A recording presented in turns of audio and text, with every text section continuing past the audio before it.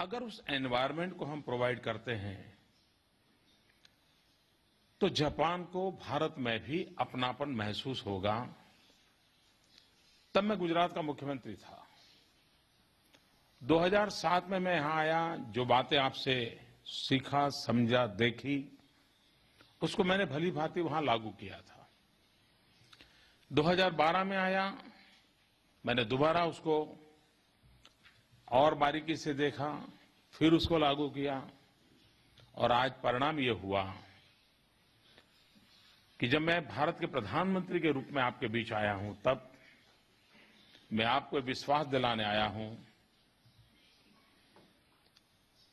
कि अगर जापान के बाहर आपको कहीं पर नजर डालनी है तो मुझे नहीं लगता है कि अब आपको इधर उधर देखने की जरूरत है।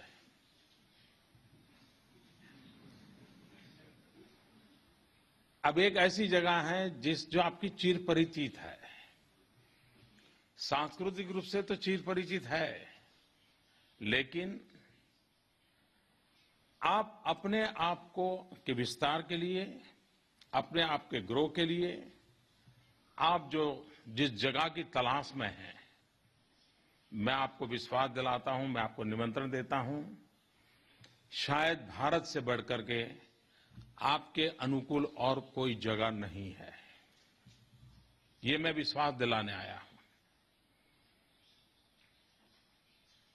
मुझे अभी सरकार में सिर्फ 100 दिन हुए हैं।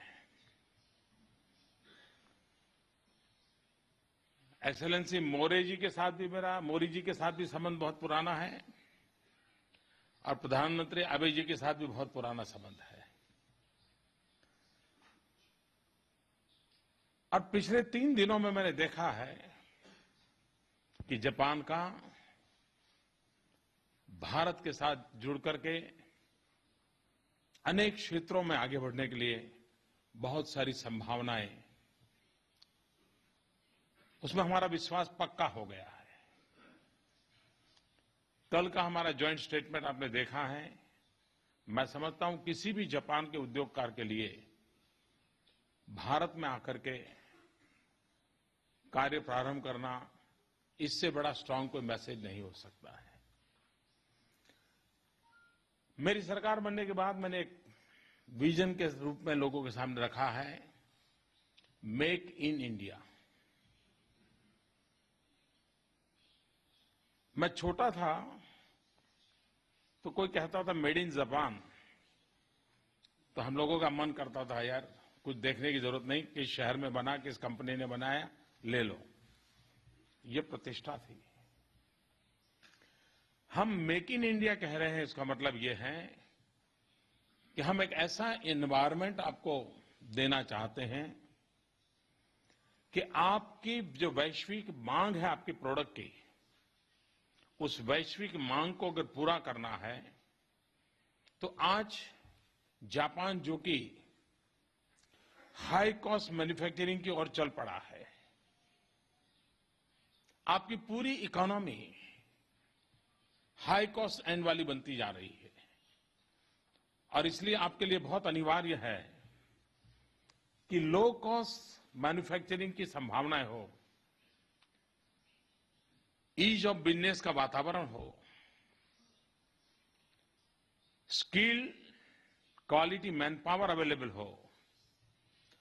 तो मैं विश्वास से कहता हूं, जो 10 साल में मिरेकल आप जापान में रह करके आपकी कंपनी का करते हैं, आप वो मिरेकल 2 साल के भीतर भीतर हिंदुस्तान में कर सकते हैं। इतनी संभावनाओं का वो देश है। आप विश्व में अपनी प्रोडक्ट को अगर पहुंचाना चाहते हैं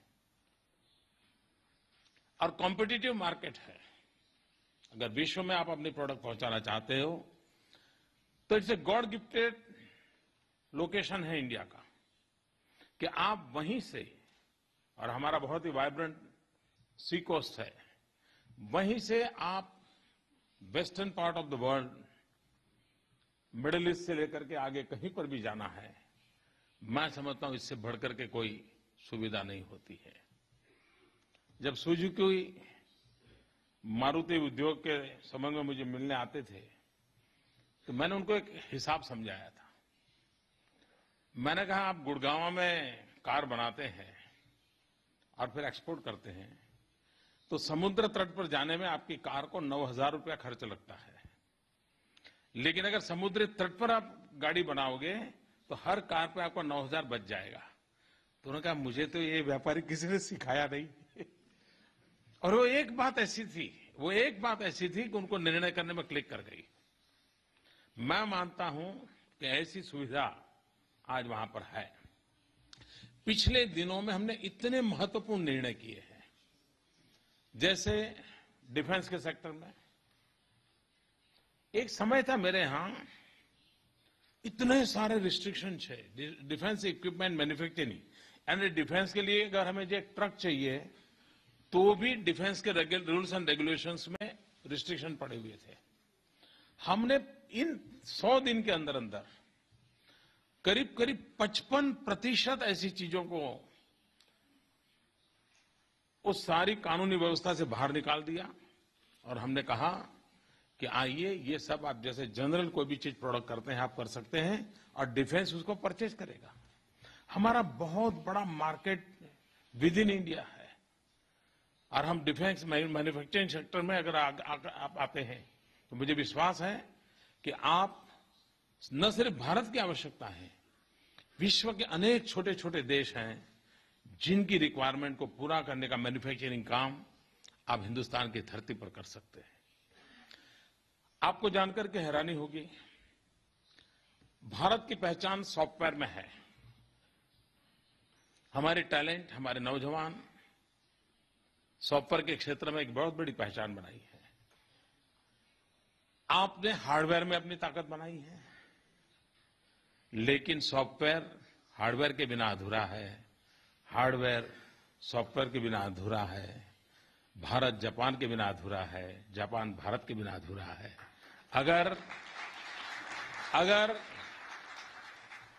हार्डवेयर इंडस्ट्री, भारत आपको निमंत्रण देता है, भारत के टैलेंट का सॉफ्टवेयर, आपकी बुद्धिमानी और मेहनत और बिजनेस एक्यूमेंट के कारण तैयार हुआ हार्डवेयर, अगर ये मेलजोल हो जाए, आप विश्व के अंदर एक बहुत बड़ा मिरेकल कर सकते हैं। और मैंने देखा है कि स्मॉल स्केल इंडस्ट्रीज का एक बड़ा नेटवर्क ऐसा है कि जो हार्डवेयर के दिशा में का, और भारत अकेला, आज भारत का अपना इंपोर्ट इतना है, हमारा आज सबसे बड़ा इंपोर्ट पेट्रोलियम और ऑयल सेक्टर का है। लेकिन हमारा एक अनुमान है कि 2020 में हमारा सबसे ज्यादा इंपोर्ट इलेक्ट्रॉनिक गुड्स का होने वाला है। आप कल्पना कर सकते हैं कितना बड़ा मार्केट है। क्या जापान का व्यापारी इंतजार करेगा क्या? इतना बड़ा मार्केट आपका इंतजार कर रहा है। अगर आपका वहां लो कॉस्ट मैन्युफैक्चरिंग होता है, आपको एफिशिएंट गवर्नेंस की अनुभूति होती है, मुझे विश्वास से कहता हूं कि आपकी यहां स्थिति बदल जाएगी। आमतौर पर भारत की पहचान ये बन जाती है, भाई छोड़ो यार, वहां रेड टेप है, पता नहीं सरकारी कारोबार में कब गाड़ी चलेगी। मैं आपको विश्वास दिलाने आया हूं, आज भारत में रेड टेप नहीं, रेड कारपेट है, और ये रेड कारपेट आपका इंतजार कर रही है। हमने इतना ईज ऑफ बिजनेस के लिए इतने सारे नए रेगुलेशंस को लिबरल कर दिया है, और शायद विश्व में इतनी तेज गति से लिबरलाइज मूड में सारे हमारे पुराने रूल्स एंड रेगुलेशंस में परिवर्तन लाने का किसी एक सरकार ने काम किया हो तो आज हिंदुस्तान की सरकार है। और आखिरकार व्यापारी को, उद्योगकार को, इन्वेस्टर को एक सिक्योरिटी चाहिए, उसको एक प्रॉपर ग्रो करने के लिए एनवायरनमेंट चाहिए। आज भारत किसी को भी आकर के ग्रो करने के लिए, प्रॉपर एनवायरनमेंट के लिए बहुत तेज गति से आगे चल रहा है। जहां तक इंफ्रास्ट्रक्चर का सवाल है, अब कभी जो भी आज भारत में हमारे साथ काम करते हैं, और जिन्होंने गुजरात में मेरे साथ काम किया है, यहाँ कई उद्योगकार हैं जो उन्होंने मेरे साथ काम किया है, जिस गति से हम इंफ्रास्ट्रक्चर को प्रोवाइड करने के लिए व्यवस्थाएं करते हैं, जिस गति से हम निर्णय करते हैं, मैं नहीं मानता हूं कि आज किसी भी उद्योगकार को उसके लिए कोई कठिनाई हो सकती है। आप कल्पना कर सकते हैं, हिंदुस्तान के आज 50 से अधिक छोटे शहर ऐसे हैं कि जो मेट्रो रेल के लिए कतार में खड़े हैं। 50 शहरों में मेट्रो ट्रेन लगना यानी इस फील्ड में काम करने वाले लोगों के लिए किसी एक देश में इतना बड़ा बिजनेस कभी सोचा है आपने? इतना बड़ा बिजनेस अवेलेबल है। आप कितना सारा काम वहां पर कर सकते हैं। कोई ऐसा क्षेत्र नहीं है, और खास करके हम एसएमईज को प्रोत्साहन देना चाहते हैं। स्मॉल स्केल इंडस्ट्रीज को हम इनवाइट करना चाहते हैं ताकि जॉब क्रिएशन भी हो, मास स्केल पर प्रोडक्शन भी हो और एक ऐसी कंपटीशन हेल्दी हो जिसके कारण क्वालिटी प्रोडक्शन पर बल मिले। और इसलिए मैं आप सबसे आग्रह करने आया हूं कि आप आइए, रिस्ट्रिक्शन पड़े हुए थे। हमने इन 100 दिन के अंदर अंदर करीब करीब 55% ऐसी चीजों को उस सारी कानूनी व्यवस्था से बाहर निकाल दिया और हमने कहा कि आइए, ये सब आप जैसे जनरल कोई भी चीज प्रोडक्ट करते हैं आप कर सकते हैं और डिफेंस उसको परचेज करेगा। हमारा बहुत बड़ा मार्केट विद इन इंडिया है और हम डिफेंस मैन्युफैक्चरिंग सेक्टर में अगर आप आते हैं तो मुझे विश्वास है कि आप न सिर्फ भारत की आवश्यकता है, विश्व के अनेक छोटे छोटे देश हैं जिनकी रिक्वायरमेंट को पूरा करने का मैन्युफैक्चरिंग काम आप हिंदुस्तान की धरती पर कर सकते हैं। आपको जानकर के हैरानी होगी, भारत की पहचान सॉफ्टवेयर में है। हमारे टैलेंट, हमारे नौजवान सॉफ्टवेयर के क्षेत्र में एक बहुत बड़ी पहचान बनाई है। आपने हार्डवेयर में अपनी ताकत बनाई है, लेकिन सॉफ्टवेयर हार्डवेयर के बिना अधूरा है, हार्डवेयर सॉफ्टवेयर के बिना अधूरा है, भारत जापान के बिना अधूरा है, जापान भारत के बिना अधूरा है। अगर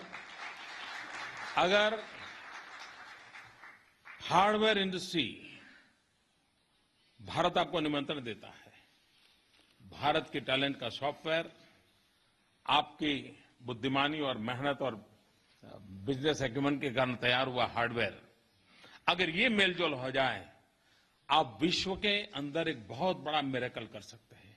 और मैंने देखा है कि स्मॉल स्केल इंडस्ट्रीज का एक बड़ा नेटवर्क ऐसा है कि जो हार्डवेयर के दिशा में का, और भारत अकेला, आज भारत का अपना इंपोर्ट इतना है, हमारा आज सबसे बड़ा इंपोर्ट पेट्रोलियम और ऑयल सेक्टर का है, लेकिन हमारा एक अनुमान है कि 2020 में हमारा सबसे ज्यादा इंपोर्ट इलेक्ट्रॉनिक गुड्स का होने वाला है।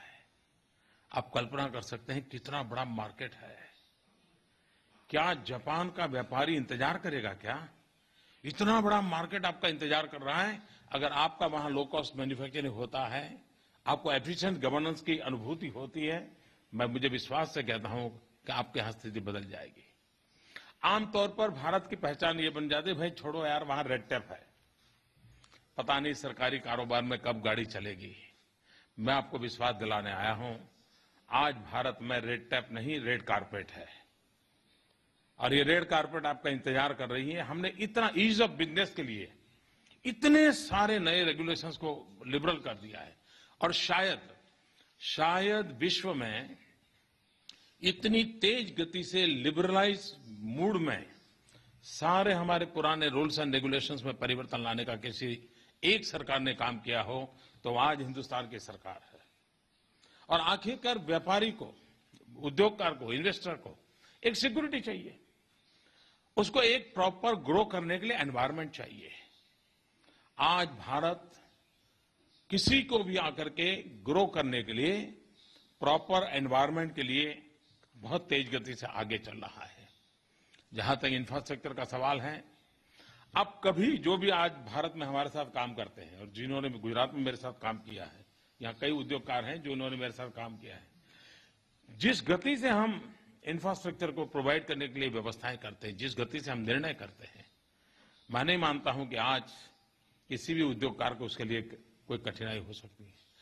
आप कल्पना कर सकते हैं, हिंदुस्तान के आज 50 से अधिक छोटे शहर ऐसे हैं कि जो मेट्रो रेल के लिए कतार में खड़े हैं। 50 शहरों में मेट्रो ट्रेन लगना, यानी इस फील्ड में काम करने वाले लोगों के लिए किसी एक देश में इतना बड़ा बिजनेस कभी सोचा है आपने? इतना बड़ा बिजनेस अवेलेबल है, आप कितना सारा काम वहां पर कर सकते हैं। कोई ऐसा क्षेत्र नहीं है,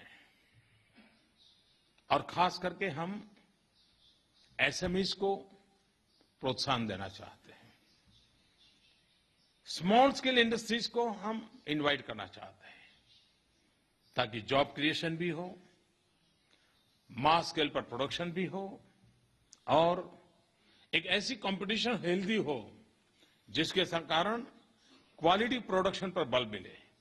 और इसलिए मैं आप सबसे आग्रह करने आया हूं कि आप आइए,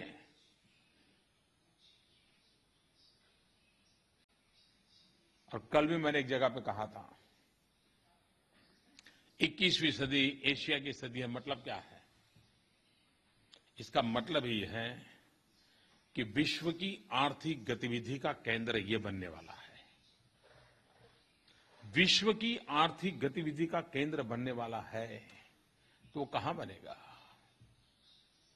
मैं देख रहा हूं आज विश्व के लोगों को 3 बातों के लिए शायद कोई एक जगह पर अपॉर्चुनिटी हो, वैसी विश्व में कोई जगह नहीं है। एक स्थान पर 3 अपॉर्चुनिटी। एक, डेमोक्रेसी। दूसरा, डेमोग्राफी। तीसरा, डिमांड। ये एक ही जगह ऐसी है जहां डेमोक्रेसी है, जहां पर डिमांड है, और जहां पर 65% पॉपुलेशन बिलो 35 एज ग्रुप की है, डेमोग्राफिक डिवीजन। तीनों जगह बातें एक स्थान पर, वैसी विश्व में एक भी जगह नहीं है। और democracy safety, security and justice की गारंटी देती है। और आखिरकार बाहर के व्यक्ति को ये चीजें चाहिए जो हम प्रोवाइड करते हैं। उसी प्रकार से किसी भी उद्योगकार को, मैन्युफैक्चरर को यंग ब्रेन चाहिए, यंग माइंड चाहिए, यंग पॉपुलेशन चाहिए, उत्साह उमंग से भरी हुई जवानी। अगर उसके हाथ में स्किल हो तो मिरेकल कर देते हैं। भारत आज विश्व का सबसे युवा देश है। और डिमांड, आप कल्पना कर सकते हैं 125 करोड़ देशवासी, कितना बड़ा मार्केट है। अकेले हिंदुस्तान के मार्केट को आप सर्व करें तो भी आज जहां है वहां से अनेक गुना आपकी कंपनी ग्रो कर जाएगी। तो एक ऐसी सरकार आई है जो विकास के मुद्दे पर काम कर रही है। मैन्युफैक्चरिंग सेक्टर को हम बढ़ावा देना चाहते हैं। और हमारे 100 दिन का रिकॉर्ड देखिए आप। सिर्फ 100 दिन में हमारा जो जीडीपी था वो 4.4, 4.5, 4.6 पर लुढ़क रहा था। पिछले 2.5-3 साल में जो हमने अचीव नहीं किया था वो हमने 100 दिन में कर दिया, और 5.7% के जीडीपी हमारा हमने अचीव कर लिया। ये बताता है कि हमारे जो निर्णय है, हमारी जो पॉलिसीज है, ईज ऑफ बिजनेस की हमारी जो सोच है, उसके कारण ये परिणाम मिल रहे हैं।